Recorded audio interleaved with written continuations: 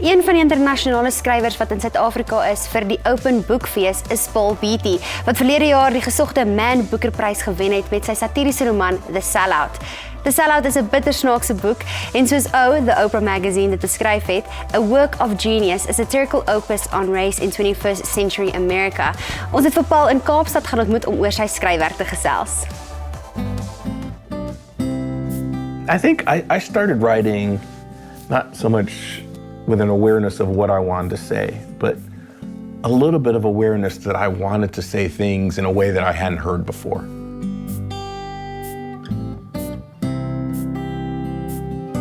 I think I started around 2010, maybe, somewhere in there.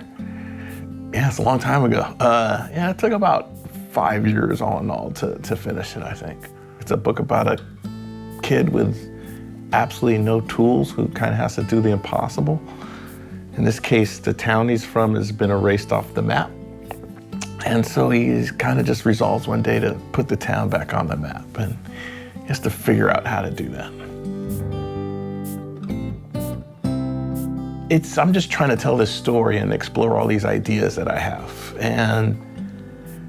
And so I don't think it's a challenge, I'm just writing, that's a challenge in and of itself. That's the hard part, but it's not like I'm trying to tackle these things in a certain way or have these notions of trying to correct this or anything. I mean, I think I'm just writing. It's the same thing I think any writer does, Every now and then I can't help myself, these things, they accumulate, and then I realize I have a story that I have to tell. So it's not about being worthwhile or getting a payoff. I do it because I enjoy it. Any accolades or recognition that I get or, acclaim, that's all great, I'm more than happy to have it. That's not why I do it, really. Oftentimes when you kind of realize what you want to say, even though it might change, that can imbue you and imbue your work with a passion that's going to alter how you say it, because you're going to be like, yeah, I want to get this right. I want this to read exactly the way I want it. And that's going to change your craft. And I mean, so it all kind of goes together for me, at least. I was having a hard time figuring out what my role was for the reader. Like, how am I supposed to get the reader to understand what I'm doing? Like, I had a hard time figuring that out.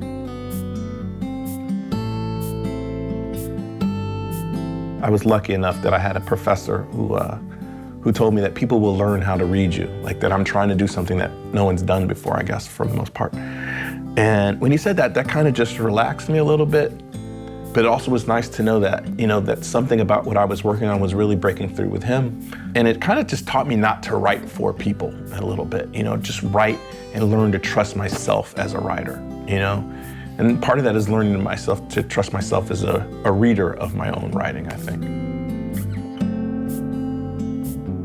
Like in my head, I feel like I've never read a book that's really moved me or that I've really enjoyed, no matter how serious it is, that doesn't have some humor in it somewhere. And then at the same time have some anger in it somewhere. I think that these things are just part of what makes things compelling, makes literature compelling, I think.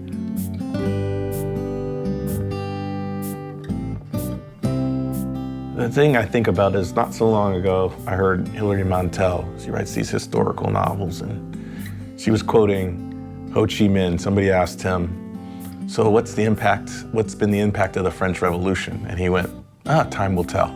I was like, yeah, I understand that. I love that about a lot of things, but also about that question, about like whether the prize has changed my life. I don't know yet, yeah.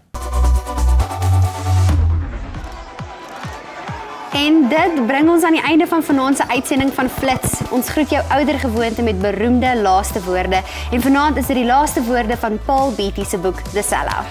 He just shook his head at me, said something to the effect that my father would be ashamed of me and that I'd never understand.